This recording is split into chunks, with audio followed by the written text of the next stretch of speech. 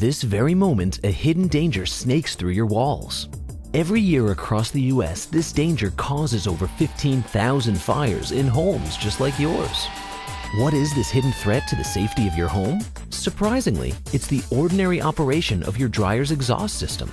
You see, the duct in your walls naturally accumulate lint at a rate that will eventually restrict airflow so much that your dryer can no longer vent properly. Left unchecked, the possibility of lint blowback into the dryer's heating element could ignite a fire. There are several factors that contribute to and can accelerate this common fire hazard. Your duct run may be restrictive due to its length or its unusual path. In some parts of the country, birds and small animals build nests that block the exhaust. The hose behind your dryer may be crushed or kinked excessively. The termination hood at the exterior may exhibit screen-like features allowing lint to build up. When it comes to the safety of your home and family, you already have enough to worry about. Until now, there was no way to monitor the dryer's risk of lint buildup and the related danger it carried with it.